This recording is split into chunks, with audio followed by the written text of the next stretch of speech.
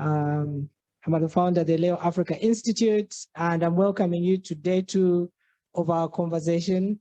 I have a distinguished panel whom we're going to listen from on some of the great perspectives on this very deep theme of building resilient lives and imagined communities. Before I introduce my panel, I just wanted to just share some thoughts.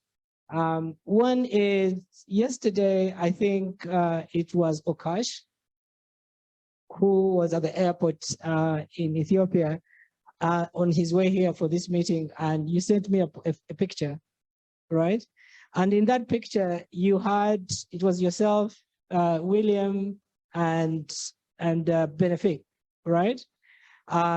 So that picture really spoke volumes about the community we have, or the community we're building. So in this one, you're coming from Somalia, you stop in Ethiopia, and you're meeting William, who was Ugandan, but was in Malawi, rushing back to attend this meeting. And then you had Benefit, who was also traveling from the DRC also to get here. So for me, really what that demonstrated is like, what a beautiful thing that we have, that we're actually really connecting Africa.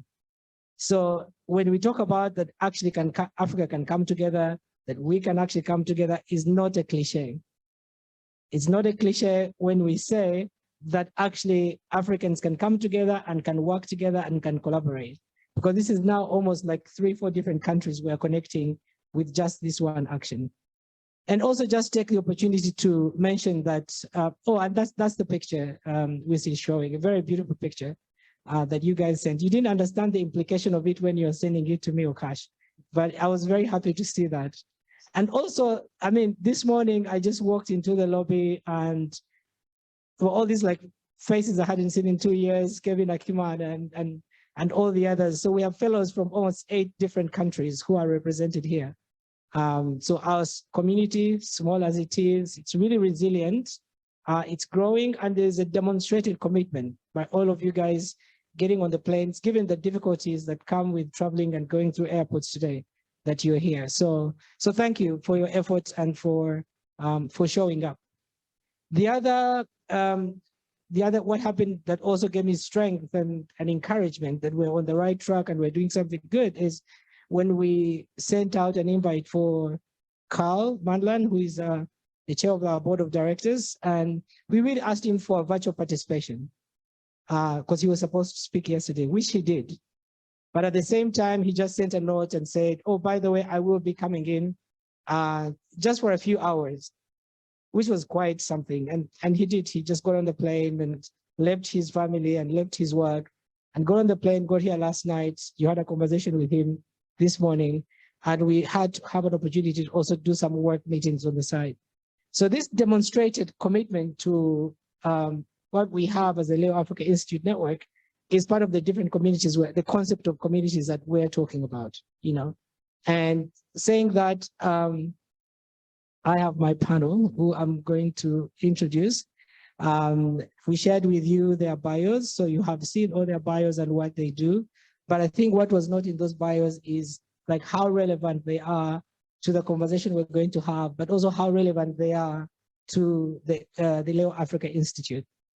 So first on my right is Hashim Mulangwa. Hashim is an economist, he's a public policy specialist. He's so many things that you saw how rich his bio reads. But I think what more he is to us is that he's one of those who has really greatly demonstrated commitment and contribution to growing the Leo Africa Institute where we are. Because in this session, we're talking about Leo at 10 and what it takes to build an imagined community. The next is Liz Muange. Liz is a fellow, a YELP fellow from 2017, so the inaugural class, who also sits on the board of directors representing fellows on the Institute. Liz is also an investment expert. She's a finance person, and a great support to the fellowship, but also to the Institute as a whole. William, who is professionally a trade expert, he's a consultant and associated with Kwawote think tank, which also Angelo is associated with, is also one of the, all of you guys have met William, have met Hashim, in the different sessions. So he's one of the pillars. He's one who is constantly showing up and constantly there in investing in the Africa that we want and the Leo Africa Institute as a whole. So this is my panel, and we're going to be discussing what it takes to build an imagined community and using the Leo Africa Institute at 10. Next year, we're going to be marking 10 years. So we're using the Leo Africa Institute as an example of what it takes to build an imagined community. So before I really share my thoughts, I wanted to just ask them to just take 2 minutes to share their thoughts about first of all, what they thought about the theme, the general theme of the meeting, which is building resilient lives and imagined communities. And yesterday we had a lot of perspectives about this, some challenging it, others were affirming it, and others also bringing in different thoughts in terms of what it could be. So I would really like to hear from you, Hashim, when you received the invitation, read the concept, looked at the theme, what came to mind, and what do you think we can, as an institute, as a network, we can take away from it? Thank you, Awel, and good morning, everyone. Well, when I looked at the theme, I think the first thing that came to mind was, how would I imagine doing this? But having interacted and worked quite a bit with Awel, it's understandable that you set a theme that is deep in terms of thought and in terms of expectations about what kind of debate that it would generate. I think for me, the sort of operative word there are a number of things. Resilience, yes. Who can doubt or question why it is important that we are a resilient people after the last 2 years that, we have gone through. COVID-19 has really shaken the way we live, the way communities function and national states. It closed down the whole world. Who would have imagined that we would live in times like this? How do we survive? How do we keep going? And that really has to do with how resilient we are as a people. And it also, it means that we have to ask what we're made of. What is it that actually we're made of to survive in those kinds of circumstances? Imagined communities, I think for me, has an aspirational undertone. Where do we want to go as a society, as a community, as Leo, as countries? But I think when I was reflecting on it in the context of the work that Leo has done over 10 years, I really, really thought about the fact that actually, before we start thinking about imagined communities, we need to think about how we imagine ourselves as individuals, because we position ourselves in a community and expect that as individuals will function, we will actually aspire to work in the collective, in the community. But a lot of the work that Leo has done does not start from there. It starts from working with you as an individual, you as a person. What are your aspirations? What do you want to be? What is your role as an individual? What is your agency? So I think I am hoping that we'll have a conversation, a deeper conversation about that, that projection. Where do we start from? Do we aspire to be a community that, has certain standards, provides certain qualities, and addresses needs of people? Or do we actually have to be self-reflective and think about who we are as people before we position ourselves in the collective, in a community? Yeah, so those were my thoughts. And that's a very interesting perspective you're bringing in, and it begs ask the question, for example, what are the value centers for our community? If we say that Leo Africa Institute is a community, or before we even imagine other communities beyond, every community is guided around like ideas, principles, values, and that sort of thing. So in your thought, I mean, you've been part and parcel of building Leo from the beginning. So from person to person, from what you observe, what do you think are the threads that really keep us together, that connect us? And what do you think, for example, the different moving pieces that make the whole? Yeah. Yeah. So I think it's funny you say that, because again, it took me back to the sessions that this community, this network, goes through. I think every, people who are sitting here have gone through some of those sessions. And there's this poem. The poem is called something to do with the thread, holding on to the thread. Yeah. Right. And I think fundamentally it's called The Way It Is, but the way it is. Stafford, yeah. And the main thematic argument sight of the thread is how you actually keep sight of the thread. And we have had conversations about what does the thread really mean? And different people actually have different understanding of what the thread is. But my view has always been that the thread is really what it is that centers you. What is your North Star? What are those values that you stand for? As a community, I think 10 years is a long time to build something. 10 years is a long time. I think I look at people here. Some I have seen their path in some way, which explains 10 years is a long time, which explains why Awel and myself, have grayed a little bit, because I was there 2014 when this whole thing started.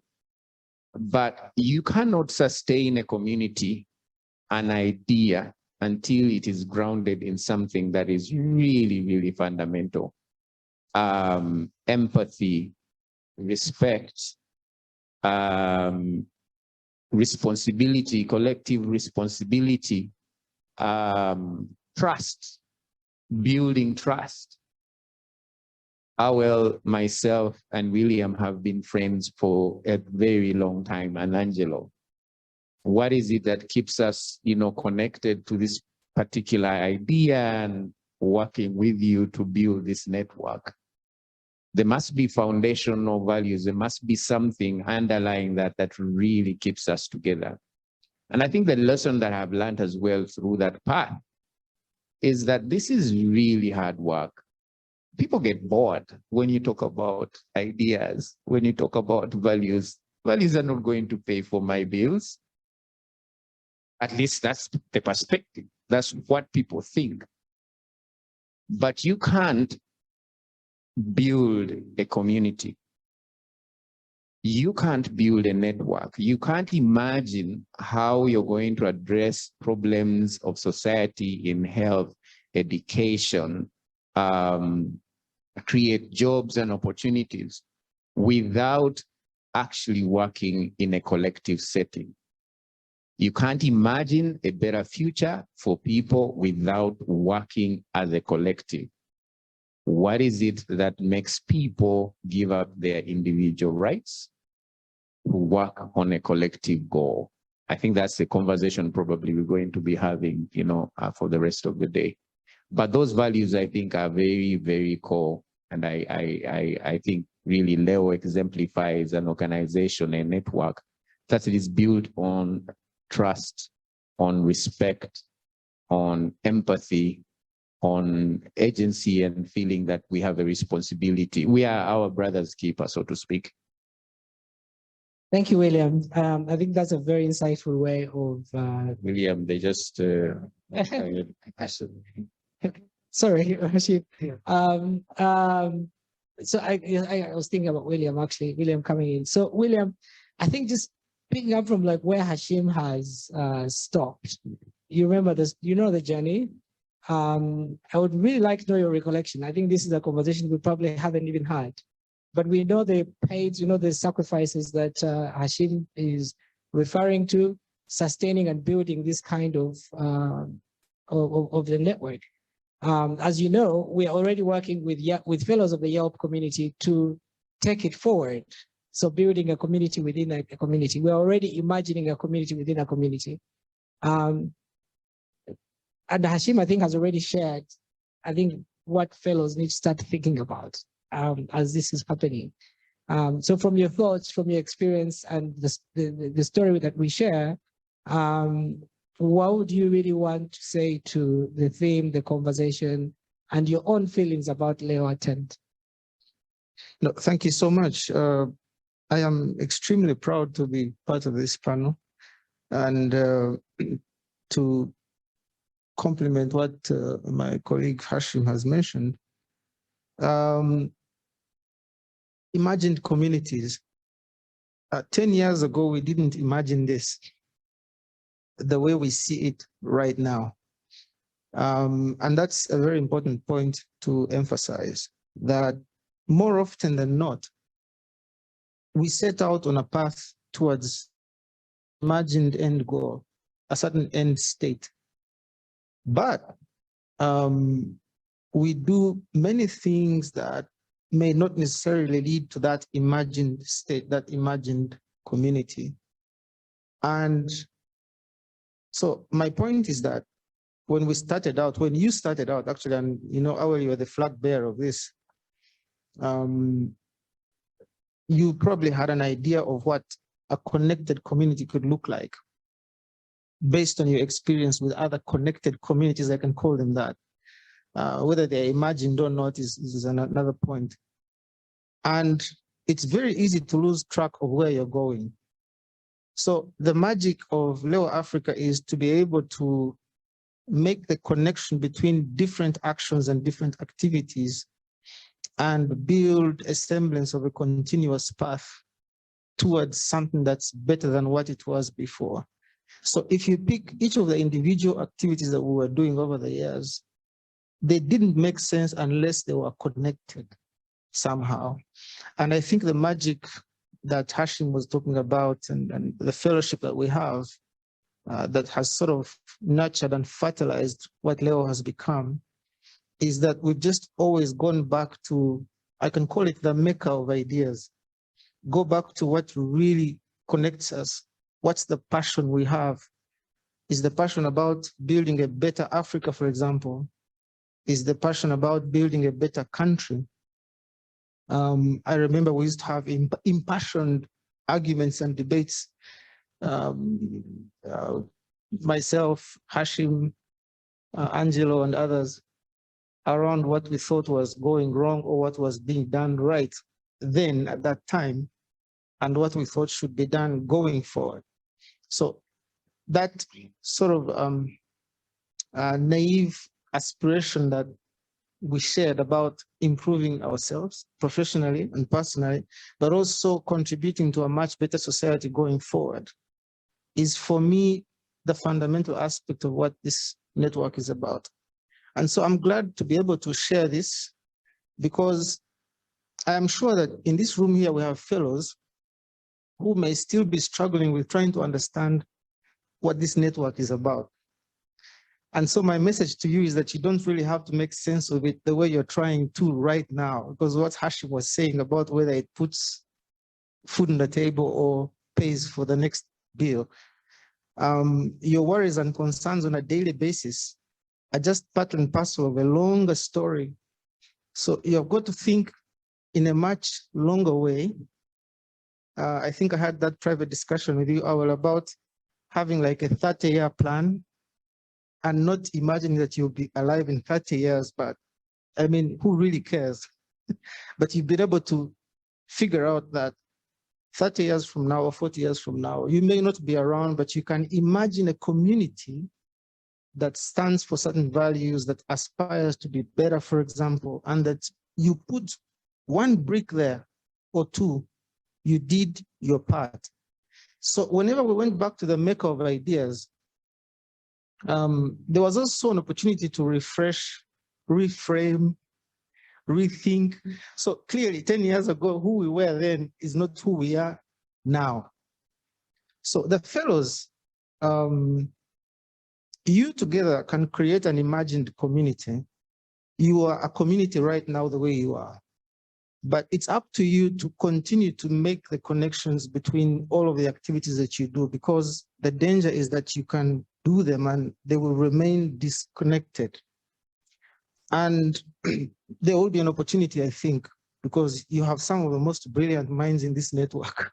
There'll be an opportunity to create a much broader framework, you know, around economics, around politics, around, you know, the social aspects of development that we are concerned about as individuals and as a community, that will give you sort of a guiding path.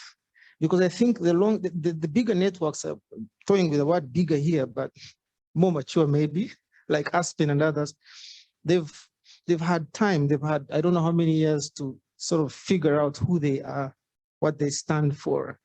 Some of them have built a big name around them, but I don't think that they started out exactly that way. And so that's the inspiration that we're giving you in this session here today, that the imagined community you want to build is going to be an interconnected ecosystem. I don't want to use complex words, but just dots that are connected together through sessions, through discussions, and then picking ideas from these kinds of engagements and going to influence your communities. That's where the power really is about Leo Africa. So speaking of imagined community, and you said it starts with the thoughts, I think for me at that time, when I was thinking about this, when I was tickled by a number of things, why we must have this community, because I was always being invited to communities where I didn't feel like I identify, you know, but then somehow, so you're invited to let's say a conference in the United States or a meeting in London, and they're discussing Africa and African issues, but in that setting, which is not my setting, from their perspective, which is not my perspective. And I'll come back and would have sessions with my community, which was not really fully together. And I just thought, no, but we can't do this. And then you had so many centers of influence outside Africa, also training and mentoring young people in leadership.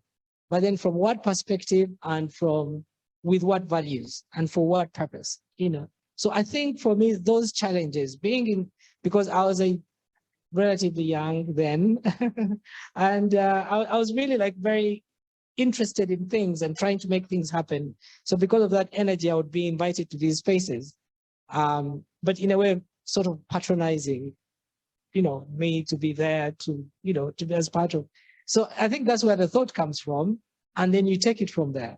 So I think the element of how do you then imagine something? So what I imagined then and what it is now, as Hashim said, I think it's a bit difficult to imagine that this is what it could have been, that we could have sustained the energy and the momentum and time.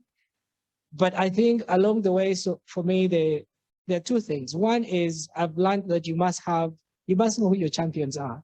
So in life, if you set yourself on a goal of doing something that is challenging and as daunting beyond your comfort zone, you must really know who your champions are.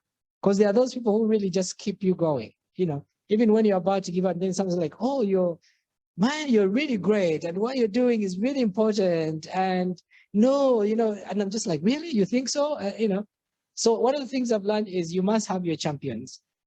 And sometimes they may even be there and you have no idea that they are watching and observing. So they are part of a community that you don't even know. So the community that shares certain values, talking about values, and that shares certain commitment to the social good.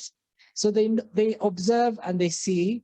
So for me, like in terms of, for example, crisis, where we're talking about where we've come from is when you realize actually there are communities we belong to without even being aware, because of the characters that we have, because of the different commitments we have. And it's amazing how they also come into play when it's necessary. So for me, that's part of the experience that I've picked up. And Liz, you're a fellow. When you said, when you signed, I was listening to your conversation with Carl, And you said when you signed up, you had no idea what you were signing up for. But nevertheless, you just jumped, you are curious. I would really like to know what your journey has been with as a YELP fellow, as part of the Institute. What do you think, for example, this network has contributed to your, resilient, the element of resilience, I think, is from the context of coming out of like a sort of crisis that we're just kind of emerging from, and knowing that we must find certain strength that we build to sort of take us through any other emergent crisis that can come. So how has this been relevant to you? How, over the last number of years, what are your thoughts and what are your prospects for the future? Wow. Yeah, I think I'm going to tell a few stories here. So I saw the advert that was in 2017, and there was a fellowship. I think what I liked it was about where it was very focused on East Africa. We were looking for fellows from, I think it was Kenya, Uganda, Rwanda at that point. And I was working in a regional program at that point. So I knew that I wanted to sort of like, I was looking at it more from a work professional standpoint, like I wanted to broaden my network. So when I applied, I got accepted. I was happy.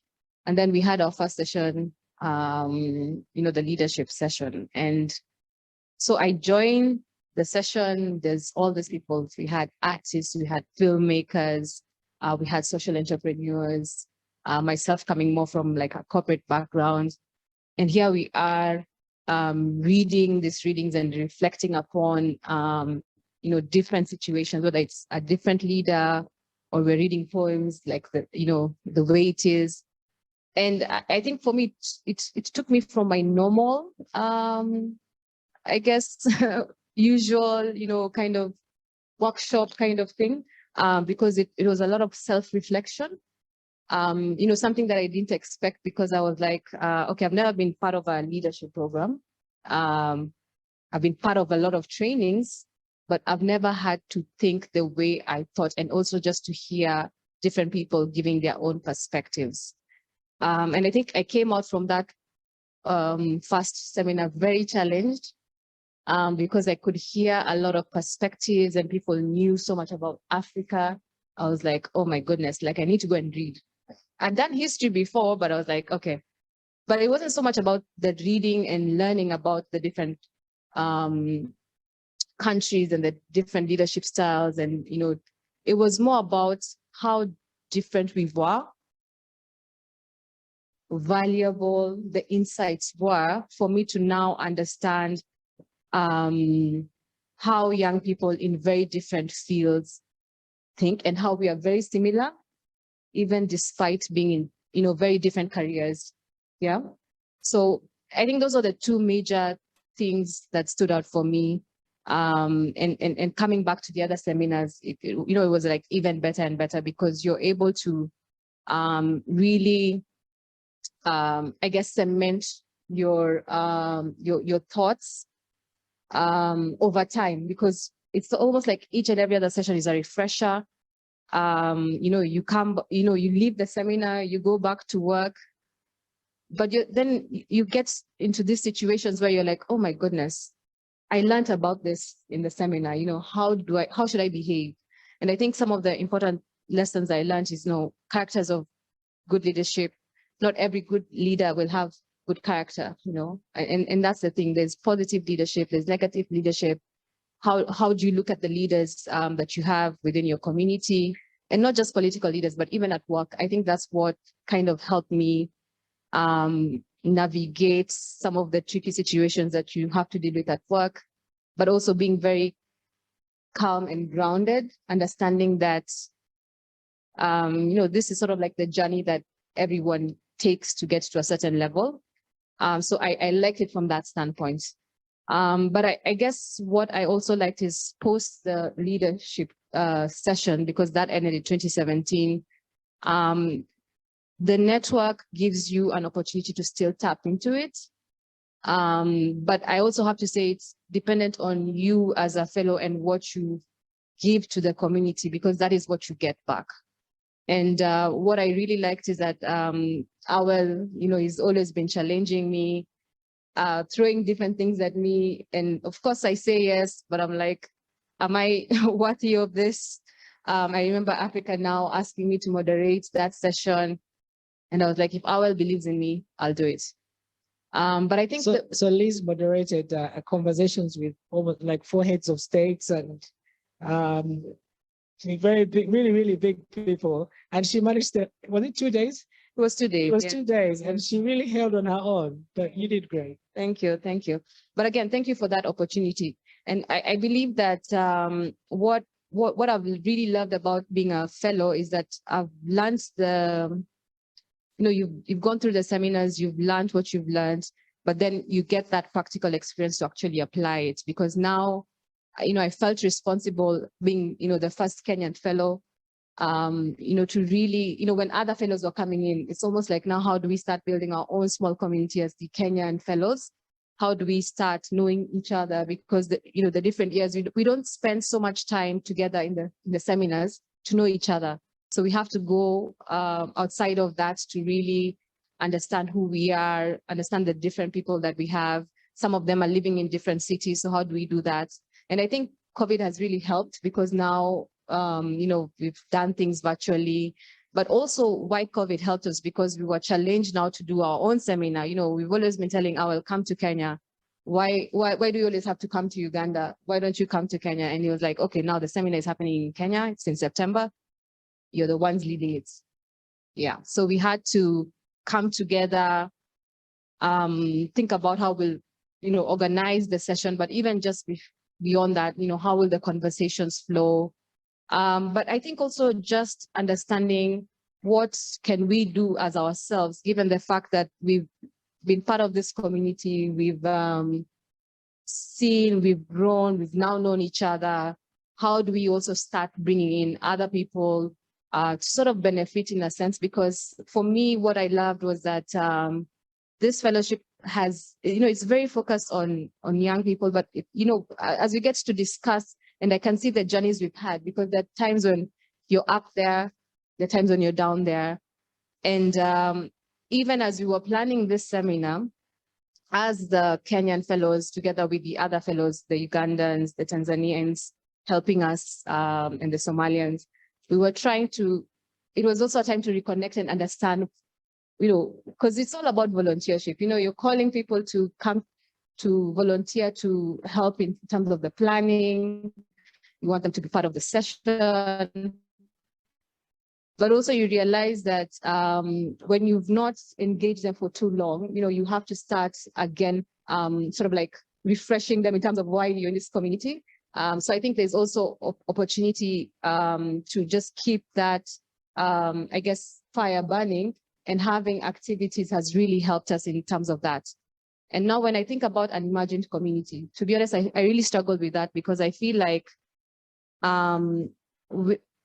it's almost like, we're starting out now. And as William was saying, the impact of what exactly this network or the YELP network will sort of be down the line, and you don't even know what that would be, because here we are trying to think about what could be our impact. But I think, as Carl was saying earlier, just focus on doing what you can do to the maximum that you can offer, and leave impact to those others who will tell you what your impact is, because you can't also be too prescriptive in terms of what line you want in terms of the community. Just wait and be surprised, but of course stick to the values. Yeah. So imagine, because there are some people who are in the room. There are some people who are in the room and others following online who are not part of this community that you're talking about.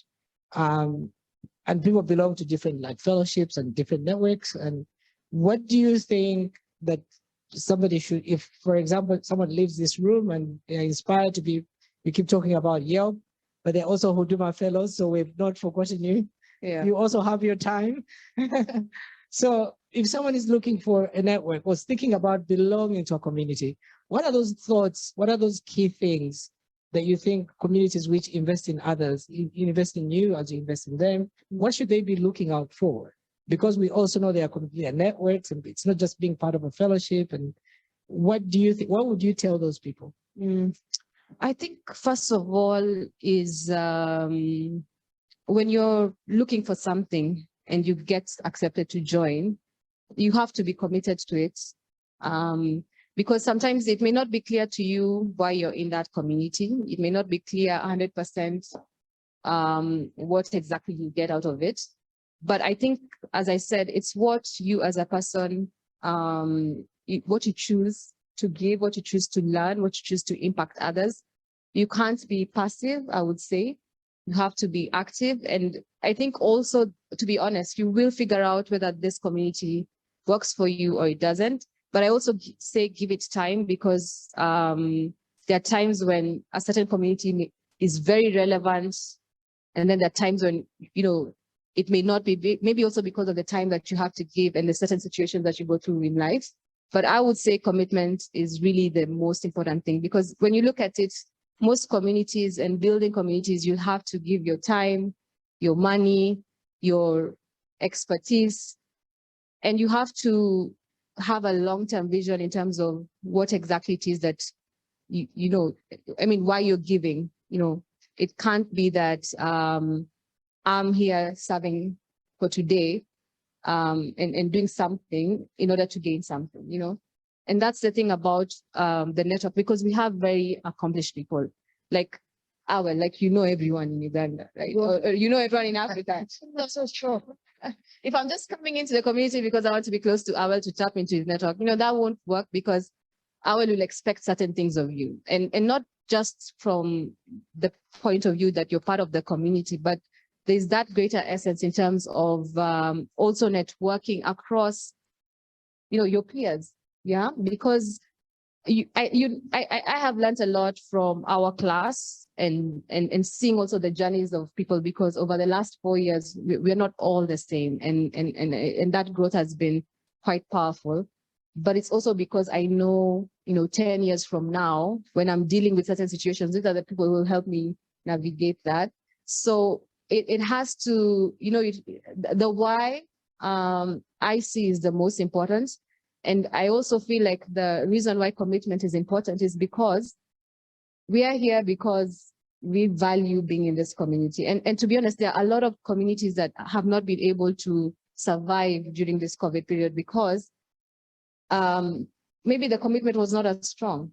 Yeah, that those that are really suffering, because I look at some of the communities I'm part of and I'm like, I haven't even heard from anyone in the last 2 years. You know, why am I part of that? But I think as a network, you know, in terms of the commitment that you have for young people, the fact that you've also been able to navigate working in this environment is really, I think, a testament towards being resilient.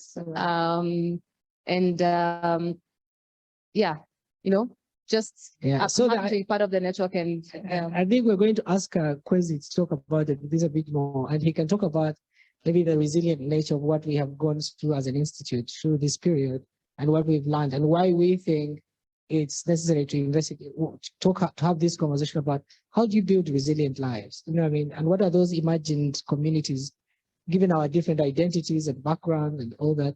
So maybe Kwesi will share an insight, because he's always at the center of these operations.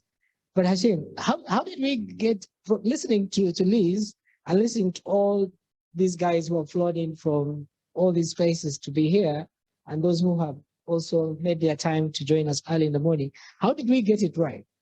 In terms of, because these were the guinea pigs, the 2017. I should tell you, I thought the first seminar you guys came, I was just thinking, will these guys come back?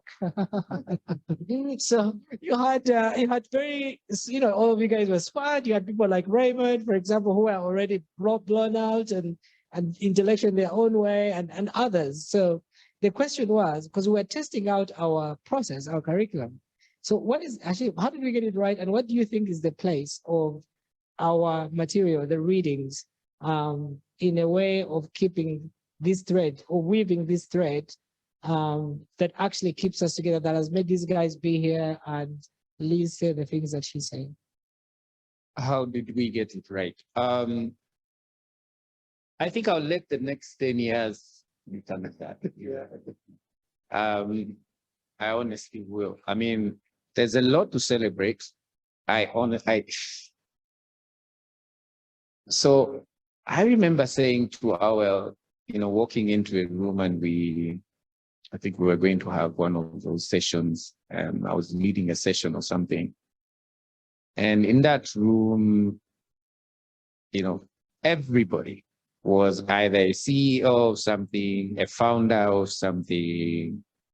And I kept thinking to myself, imagine how enabled, how empowered these young people are with all these ideas, Kevin,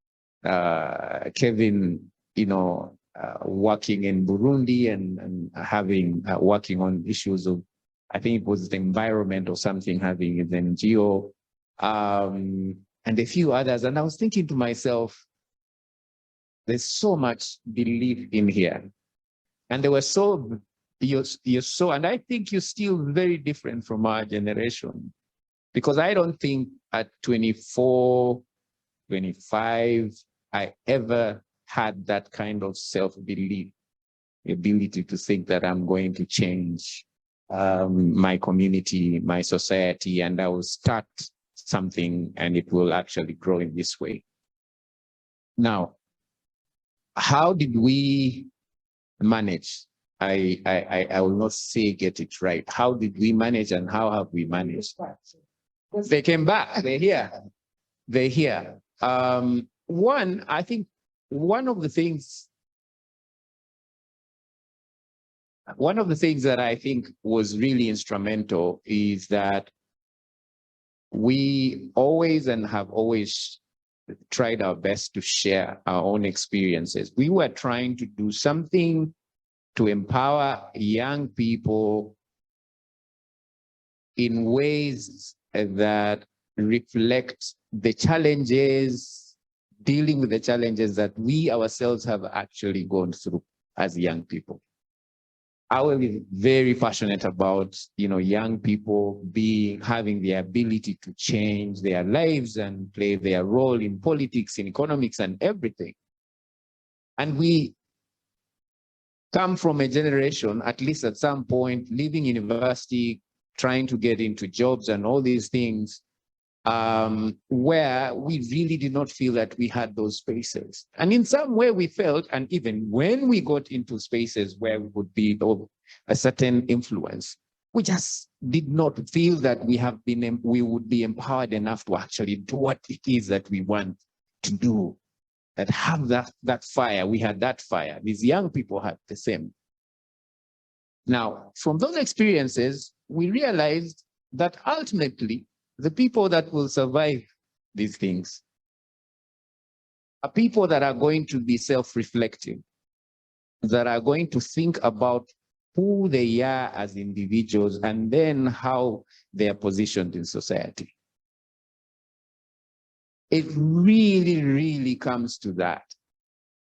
Who are you? What do you stand for as a person? Because as I said to some of the groups over the years, you will be tested. You want a piece of this? You want to sit on that stage? You want to be successful? You want to have a startup, a business that generates hundreds of thousands of dollars in revenue? You want to set up a refugee, NGO that actually empowers people? You will be tested when you get in these spaces. The goal was always to say, what are you going to do to be a better person, to empower yourself, to, as the Huduma fellows will testify, what are you going to do to make a choice to sign that memo and do a procurement and not really think about the fact that someone has called you to go and sit at a hotel and tell you how they have put in an application, a tender, and therefore there's something in it for you.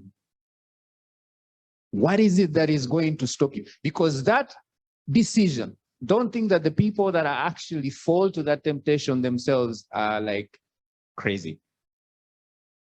You will be tested in all kinds of circumstances.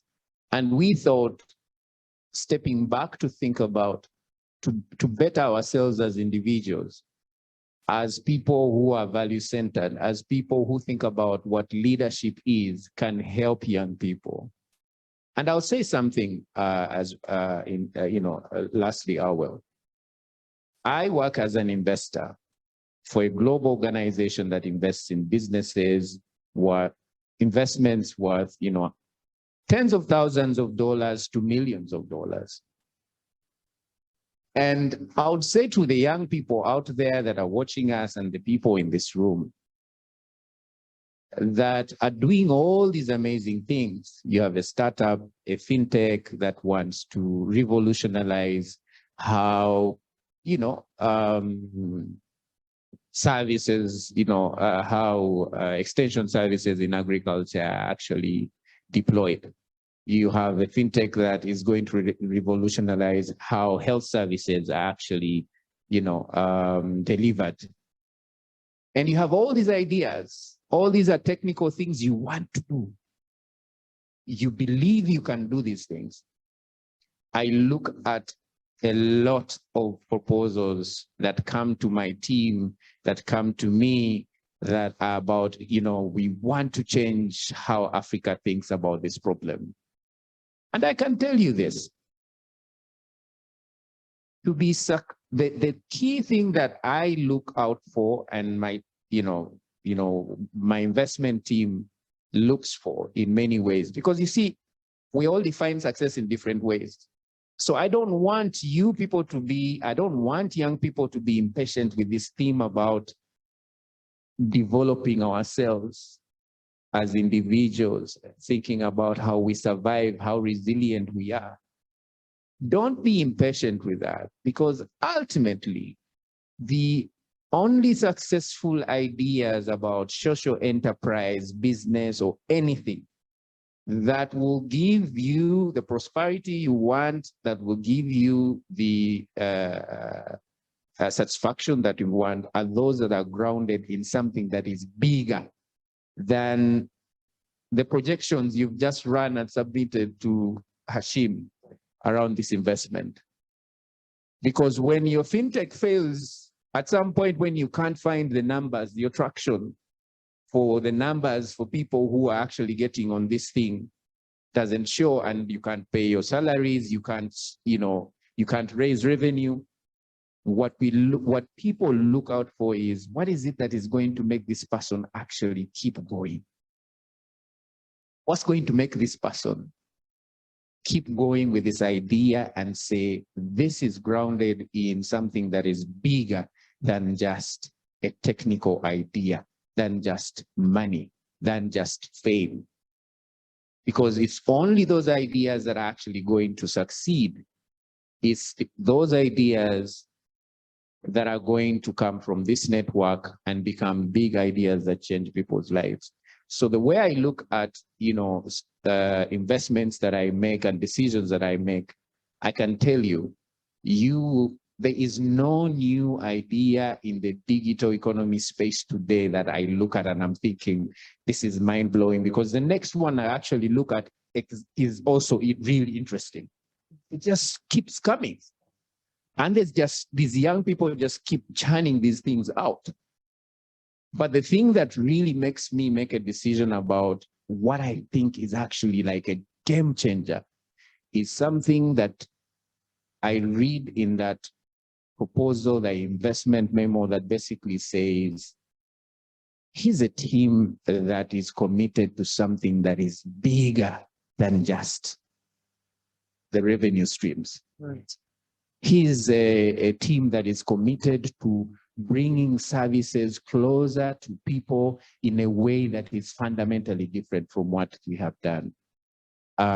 So I think, to answer your question, I just, yes, I think it's really important that we might have done something right by trying to really focus on how we people can be better human beings and be better leaders, because, with a few years on your back, you realize that no amount of technical training, no amount of, training that you get in an MBA, in a business school or an economics class is really going to make you someone that is impactful, that comes up with an idea that actually changes people's lives or lives a fulfilling life, until actually you focus on who you are and how you can be a better person and your place in society. So I think we focused on that, which is why you read the essays that we're reading about leaders, Nkrumah, Martin Luther King, and all these other people, because I really believe that that's the best way to actually empower young people and empower ourselves as individuals. Thank you, Hashim.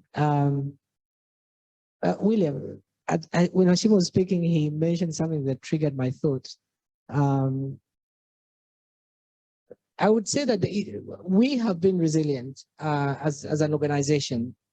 The complexity of networks like ours, which don't have patrons, right?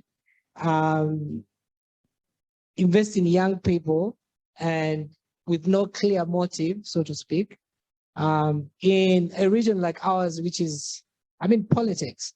Politics plays a role in many of the things that we do. The complexity of relationships between our different countries. When Carl was coming in, Carl has an Ivory Coast, Cote d'Ivoire's passport, but he's an African who still needed to apply for a visa online to come to Uganda. That was, but as an American or a Canadian, whatever, British citizen, you don't have to do that. You can just arrive at the airport and apply for that. You just went through your own zigzag flights to get here. So there's no clear way of movements.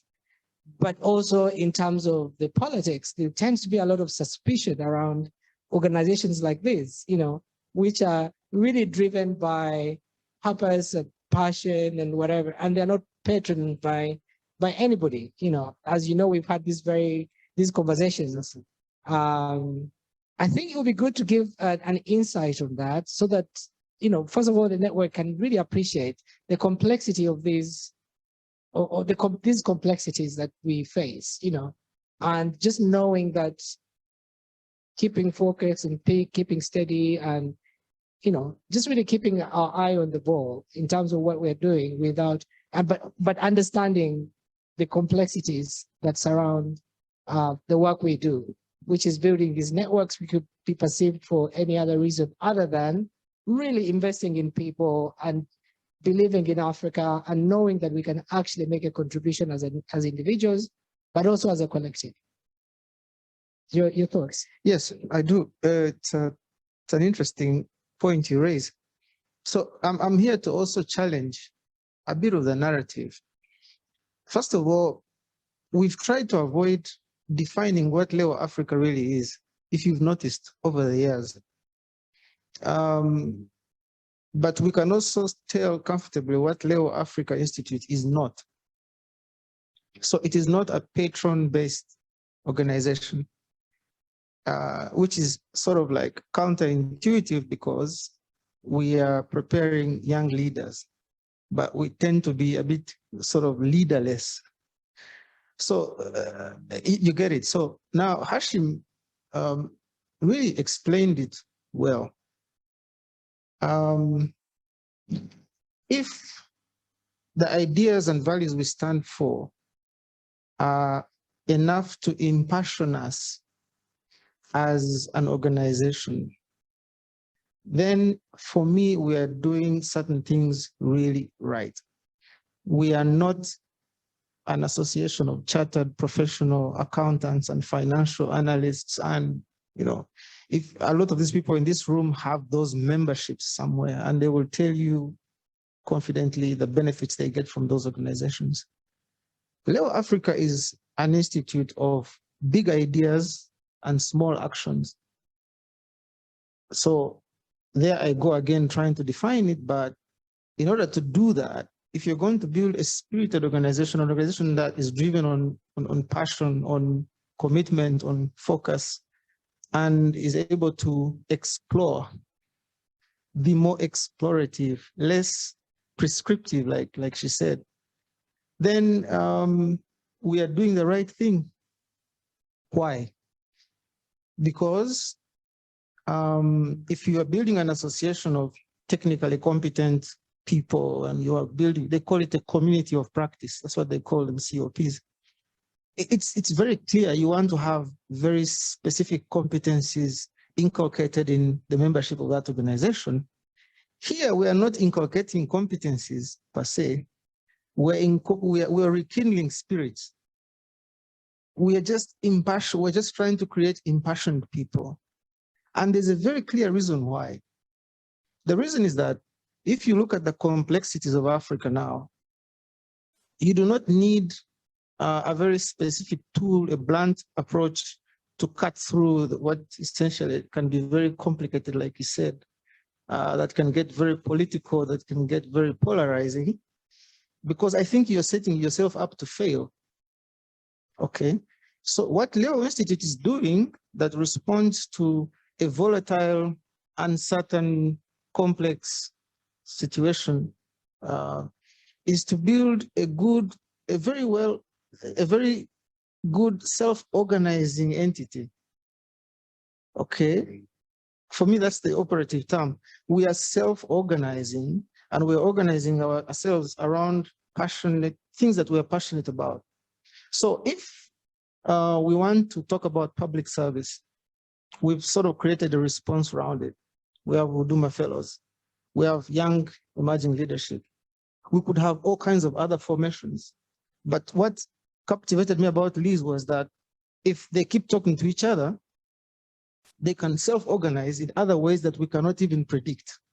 So if we need to tackle issues of African integration and the complexities, the political complexities of African integration, I am not sure that any smart PhD consultant is going to tell you how to achieve that. You need a framework. You need a self-organizing framework that can assemble itself and disassemble itself when the need arises. For me, that's the issue. And that's the magic of this institute. That's the magic of your imagined community. The ability to be able to prepare yourselves for challenges that you cannot entirely foresee.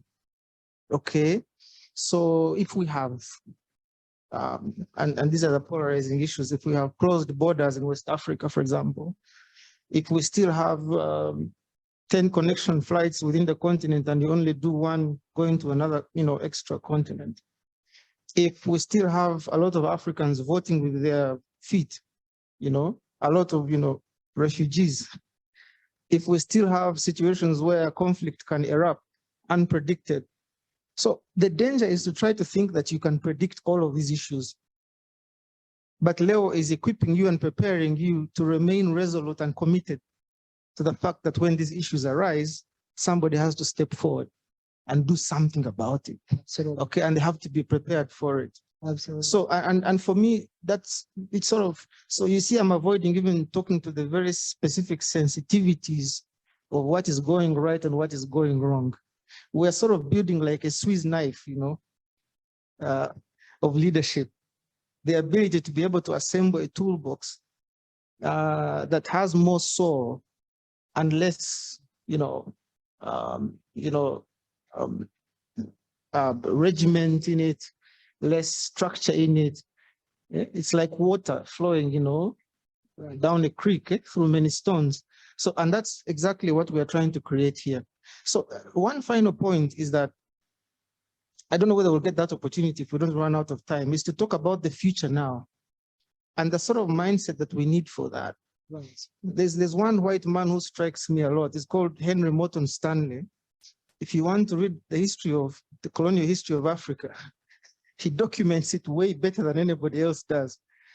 But he was an explorer. He was a journalist and also an explorer. If you have an explorer's mindset, you will shed certain fears about the future. You will confront your future more boldly. But let me tell you, it doesn't matter whether, like Hashim said, it doesn't matter whether you have an MBA. What matters is the mindset. When you get bitten by mosquitoes in a jungle somewhere, the urge is to turn back. This is not my life, man. You know, this isn't comfortable. Yes. But you have to get comfortable with discomfort. And I think this is what Leo is about. So we'll talk about the future. Yeah. What the imagined community would be in the future. But the sense I get over the last 10 years is that this is not a strategic accident. This is something that is self-organizing, can assemble and disassemble based on what challenges are thrown at it over time as we go forward. So I like your comment of being comfortable with the discomforts if you really want to push things that change society. So I want to get you guys to share your thoughts in what you think these guys should consider in their closing statements, and especially as we also project to the future. What does the future really look like? Who is this individual who is going to be quote unquote resilient and survive? And we have a session which is going to discuss that, but what is the nature of these communities in a way that we've been thinking about them, talking about them? So it would be good to just get a perspective of maybe a few in the community, in the audience, and if we have any comments from the online participation, we can also have them. So any thoughts?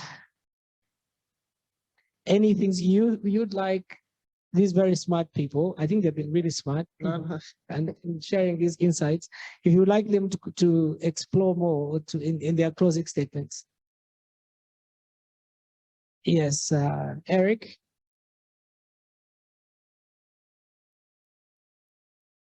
Thank you. My name is Yogo Eric, a Huduma Fellow, and it's exciting and refreshing to be larger network. My question or my interest is more, I come from, we're building a community of our own called Mazungumuzo. Basically, it's youth-led, and we imagine to address certain social challenges and issues that are relevant to us young people. But one of the challenges of being a founder is, and of leading or being part of the leadership of a group like that is, if you're running a volunteer-based organization, you find that sometimes it's hard to keep people together. As somebody alluded to it in terms of find that it's not paying. So members really are in for the love. So I don't know, probably it would be interesting to hear your thoughts more on the challenges of running a volunteerism. Yeah, thank you. Very good question. How do you sustain momentum? How do you sustain commitment with these challenges? Any other thoughts? I will pick on one of you if you. I'm sure, Raymond, you have something to say.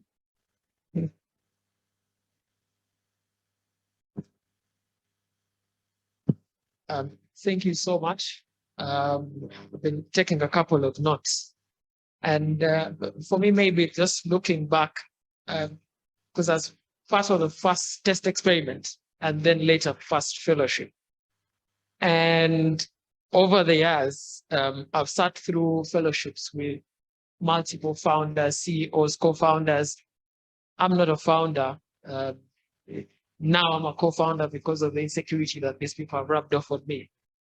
But learning a lot lately about the fact that leadership isn't exceptional. We are not really exceptional. The ones in this room, the ones outside this room, we're really not exceptional. And all we have to do is to find solutions for our communities. And those solutions are dull, they are boring, they take a lot of time. And if just an example of this is, when I came to this fellowship, there are some things I complained about in our first fellowship about the leadership of the media industry. I said, these guys, they need to think different. Now I'm in the leadership of the media industry, and I'm the face of the problems that I used to complain about. And I realized you can't wiggle out of things and create solutions immediately. You can't, so solutions are slow and boring. And because of the nature of the slow and boring things of it, and our attention spans being much slower, if you don't have the soul for it, the things that William is speaking about, if you don't have the soul for it, it's easy to move on and do other things. So I've also learned that about this. But lately I've also, and a lot of people have been urging for self-reflection, but I've learned self-reflection is like writing multiple eulogies of my own self while I'm still alive. Every time I reflect, I feel like, oh, I killed this idea, or I killed this vision of me, I killed this. And those multiple eulogies have led me into a depressive state. So lately, I am not keen on self-reflecting. I like to do and do and do and do. Then the one time when I sit down to reflect, I feel like, oh, well, this died, but I did hundreds of other things that survived. So I'd like to also hear thoughts about what that means, what self-reflection means.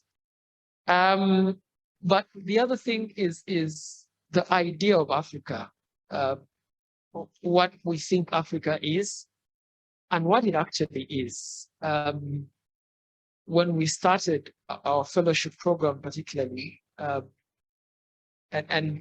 William, you'll forgive me, I'll speak about these things not in the way, not by dodging them.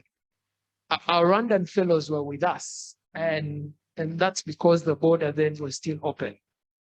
And when the border was closed, one of the immediate questions for me was, wait, what's Pan-African about this idea that, closing the border because you don't agree certain things? That would be the same as Conrad and I arguing, and I saying, you can't come to my home anymore. Now go away, find other homes to go to.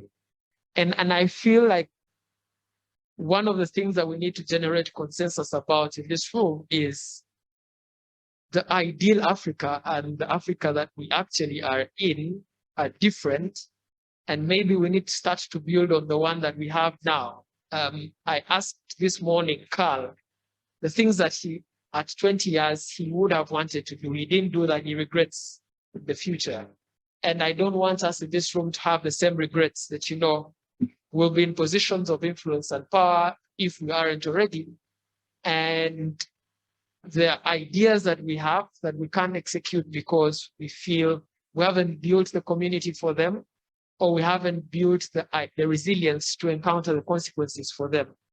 So I'm also really keen on hearing from our panelists today, what does resilience in the face of consequences look like? Because there's some real consequences to taking action, which is what people demand of leaders. And those consequences are broad, and they require a level of resilience, and they require a level of community which we are not offering currently because of the idea of Africa that we're in. So I'd really love to hear on those two as they close. Thank you. Thank you. There's someone at the back. We need some ladies.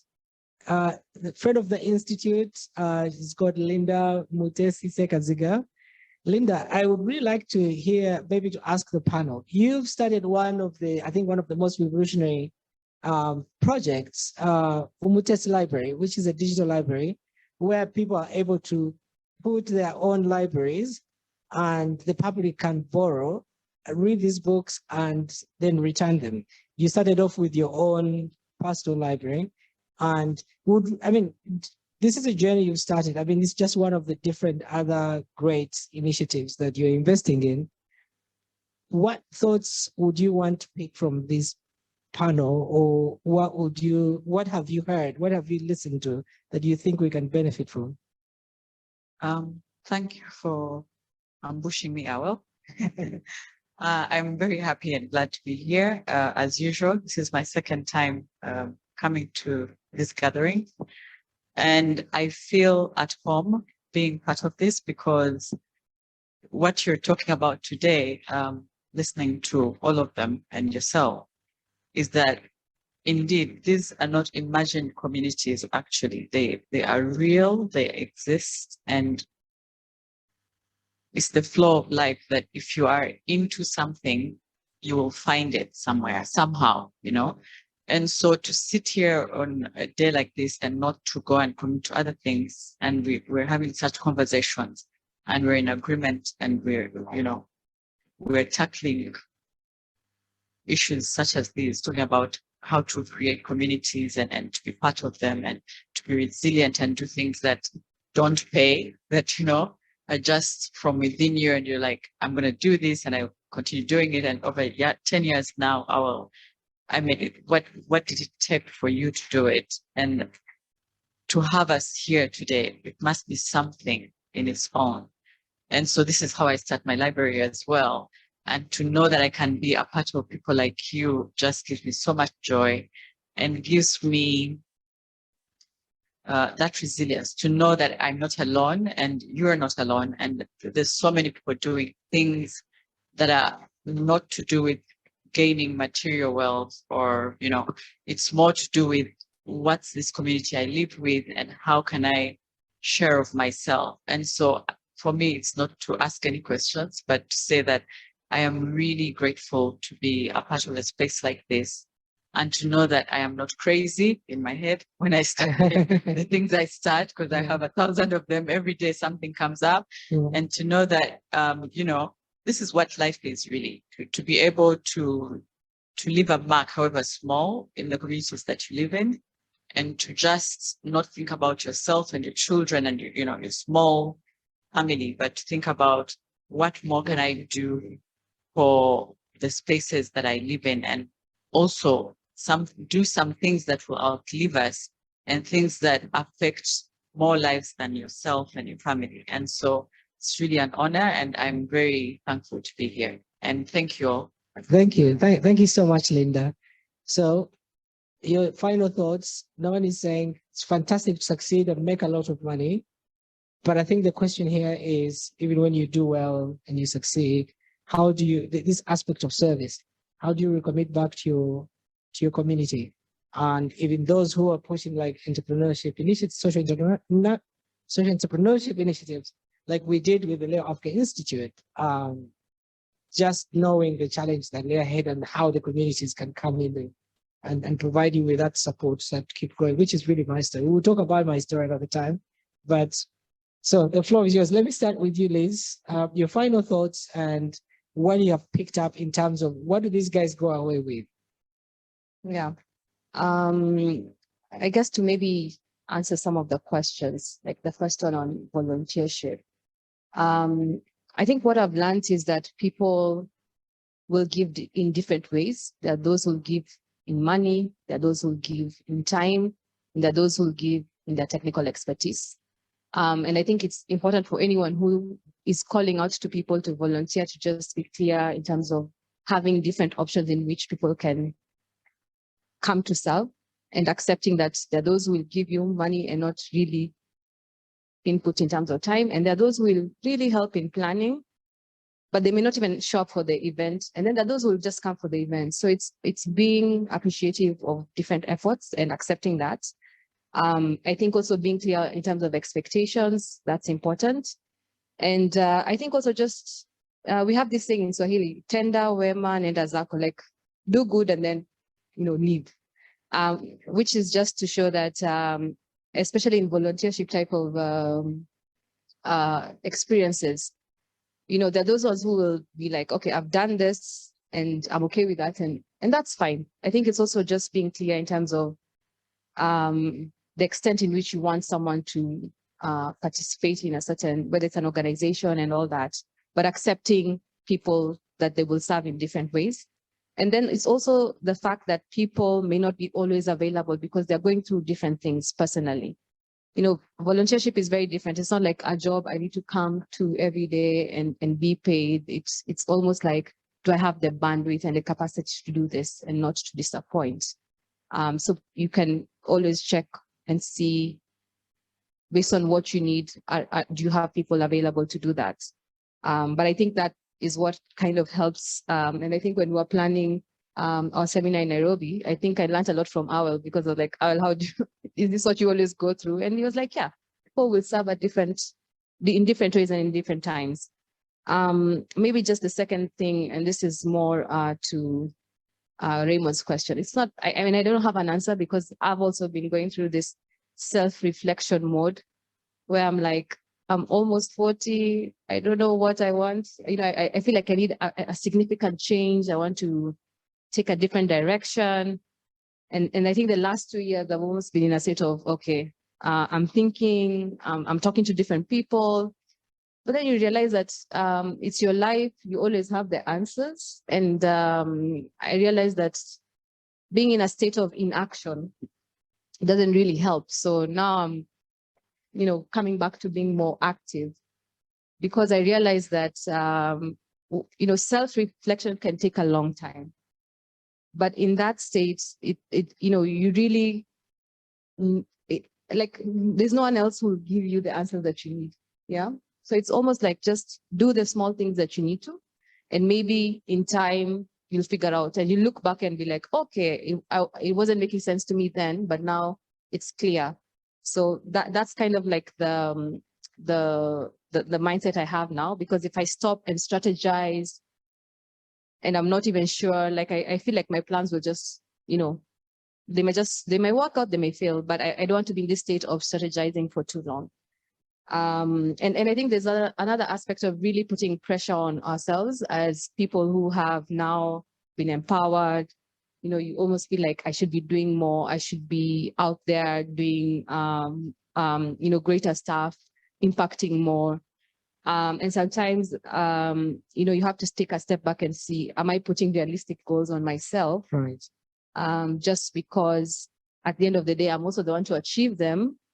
And, you know, you have to also have these points of going back and changing stuff, not in the sense that you've underachieved and everything, but having that point of really knowing that maybe I need to just take a step back and rework my plans, and maybe have more smaller targets and help, that will help, you know, drive me towards the greater goal. So that's sort of like the plan I have for myself, but I'm happy to hear from the strategists here. Thank you, Liz. William, you have 2 minutes. What are your final thoughts? Yes, I really would have loved much more time to and the future that you talked about. Yes. So just never forget as fellows that cause and effect, you know, are separate in space and time. If you master that, you will not get too worried about certain mental states that you get in and conflicted feelings about where you're going, like my friend Maureen was saying, because those are normal human feelings. It's important to stay the course and stay the path. Going forward is going to be more challenging than where we've been. So that's the bad news.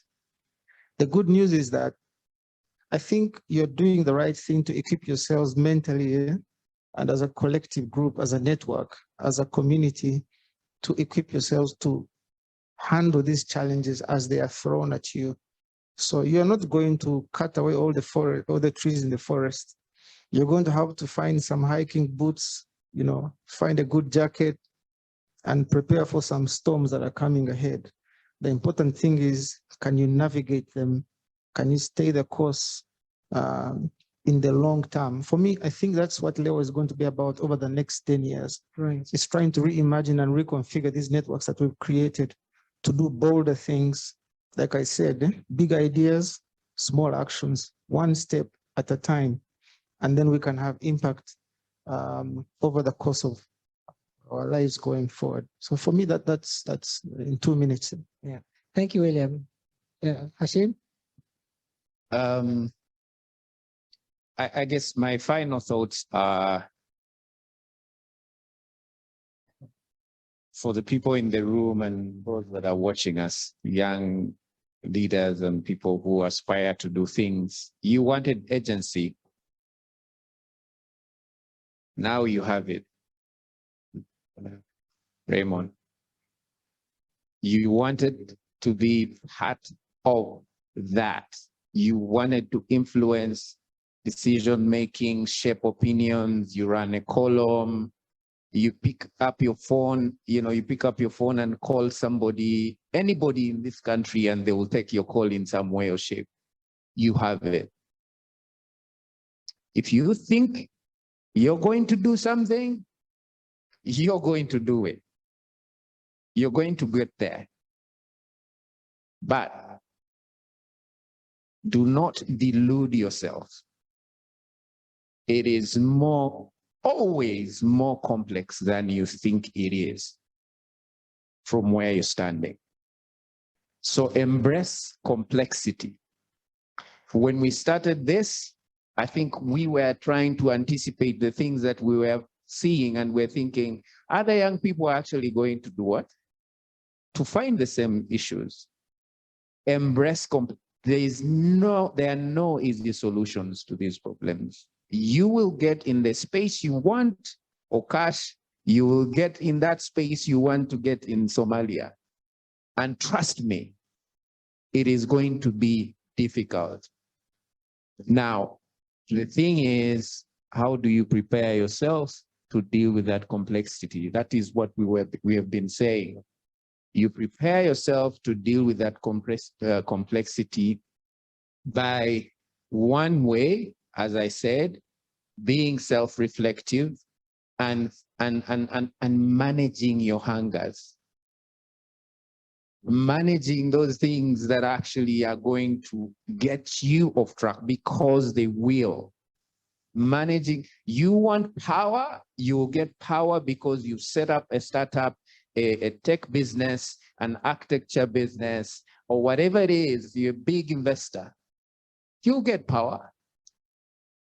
Awel and I talk about this stuff all the time.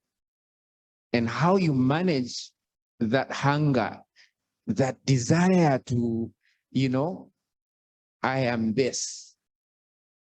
How you manage that is really, really key. And take small steps. And thirdly, how do you deal with complexity and be resilient? How are you going to be resilient? Please celebrate the wins. If you have the ability to, buy a nice suit and wear it, you wear it. If you can go on a holiday, you go on a holiday. Or if you feel like, you've achieved something, like celebrate the small wins, and basically then you have the energy, the ability, be grateful, the ability to move forward. And lastly, for me, what does the future look like for this network? This connectivity, this network, this collectiveness is key. Keep it burning. Figure out what it is that you can do as a group. Figure out what it is, how you can support each other. That support system is really, really important. You can't find answers to all problems, but you can chip away. We only human. Fantastic. What a great way to end this discussion. Thank you so much, Hashim. Thank you, Liz, and thank you, William. And thank you to everybody who has joined us online and all of you who have been here. I'll just only say one thing. Like Hashim said, celebrate the small wins. Know who your champions are. I think the next 10 years for the Institute is going to be built on support that I really got from a lot of people. And I really wanted to thank you, Hashim and William, especially, who are here, Lucy, who is not here, and Leonard, at that really pivotal moment. So at different stages in our growth, different people stepped in to do certain things. But that was such a critical moment. But how we navigated it and managed to cross that line. So if I never have another opportunity to do so, accept gratitude from me for all the support over the years. And Liz, thank you for always, showing up every time I ask. And thank you, Awel. I'll say this, I'll interrupt you. 10 years. I really, really, really hope we can all, say thank you to Awel for his leadership. Awel is an inspirational figure. I think, if it wasn't for him, we wouldn't be here. I can't imagine I can't imagine how you would be sitting somewhere 20 years and there's this network and people doing these amazing things. And it all started from an idea that you conceived. I think really, really kudos to you and thank you for your leadership. Thank you. And on that note, just also thank our partners. We have people who believe in us, who invest in our work. The Conrad Adenauer Stiftung. I've seen Nicholas here. So thanks for being here, Nicholas. The Conrad Adenauer Stiftung is our strategic partner, and they've really walked this journey with us. And so we're really grateful for the support. And Stanley Bank, which is also been equally invested, and Seed, you know, my other community. Thank you so much for the support towards this. Thank you, everybody. And now we're going into a performance.